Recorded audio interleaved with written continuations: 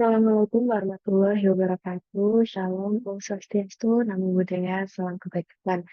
Kepada yang terhormat, Bapak Dr. Desmond Monosinggi, MSIA, FA-CRE, selaku dosen pengampu mata kuliah Manajemen Keuangan Internasional kelas B.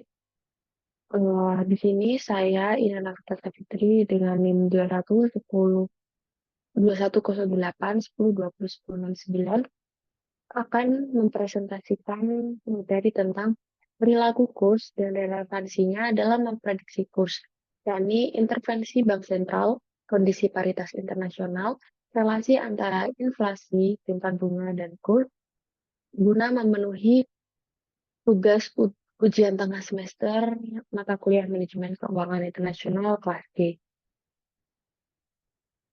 Kemudian di sini saya akan langsung saja masuk ke materi selanjutnya, yakni tentang perilaku kurs. Nah, perilaku kurs sendiri merupakan cara di mana nilai tukar mata uang dapat berinfluensi di pasar mata uang. Perilaku kurs sendiri peranannya sangat penting dalam memprediksi pergerakan nilai tukar mata uang dan memberikan informasi penting bagi para pengambil keputusan ekonomi dan keuangan.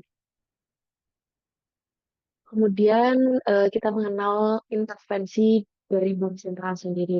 Nah, yang pertama, intervensi dari bank sentral merupakan tindakan yang dilakukan oleh suatu bank sentral untuk mempengaruhi nilai tukar dari mata uang suatu negara. Nah, tujuan dari intervensi bank sentral sendiri adalah untuk menjaga stabilitas nilai tukar mata uang ataupun suatu negara, kemudian mencegah fluktuasi yang berlebihan, serta melindungi kepentingan ekonomi skala nasional. Kemudian yang ketiga, bank sentral itu juga biasanya melakukan sebuah intervensi ketika terjadi fluktuasi nilai tukar yang berlebihan atau ketika terdapat tekanan spekulatif di pasar valuta asing. Itu, itu sekilas tentang intervensi dari bank sentral. Kemudian yang selanjutnya adalah kondisi paritas internasional.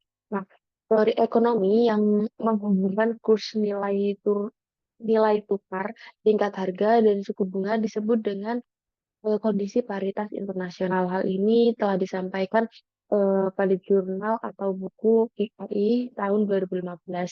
Dan teori paritas internasional sendiri merupakan teori yang dapat digunakan untuk menjelaskan mengenai kurs dari mata uang tersebut. Kemudian yang selanjutnya masuk ke pengertian dari inflasi, suku bunga, dan kurs falas. Untuk inflasi sendiri merupakan suatu kondisi di mana harga barang dan jasa secara umum dalam suatu perekonomian mengalami peningkatan secara terus-menerus selama periode waktu tertentu. Kemudian suku bunga merupakan biaya atau imbalan yang dibayarkan oleh peminjam kepada pemberi pinjaman dalam bentuk persentase dari jumlah pinjaman atau deposit.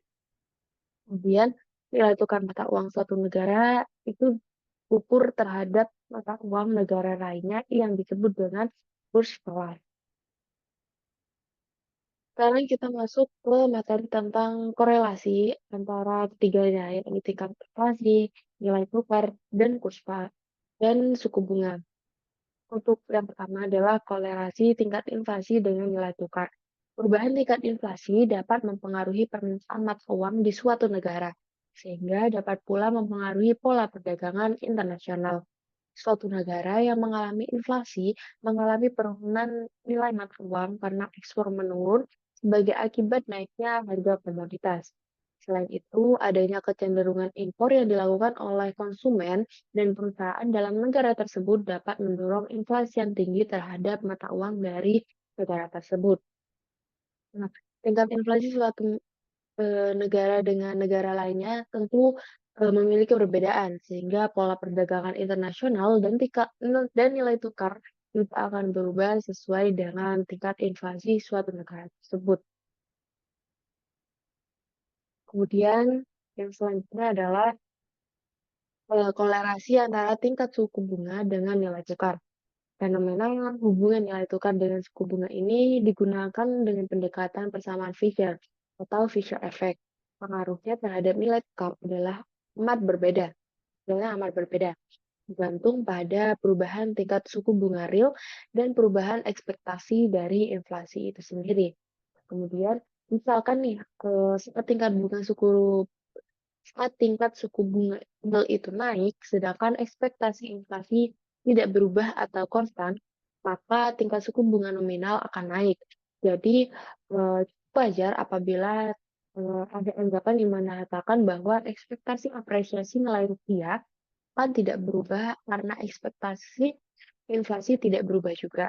Sehingga yang diharapkan atas simpanan mata uang asing tetap tidak akan berubah untuk setiap nilai tukar tertentu. Yang terakhir adalah kolerasi antara fluktuasi kurs falas dengan tingkat inflasi dan suku bunga. Nah, untuk kolerasi fluktuasi kurs falas dan tingkat inflasi dan suku bunga ini bisa dijabarkan dalam suatu rumus yang yakni faktor X sama dengan X min dalam kurung is IX plus PR plus FX kurung.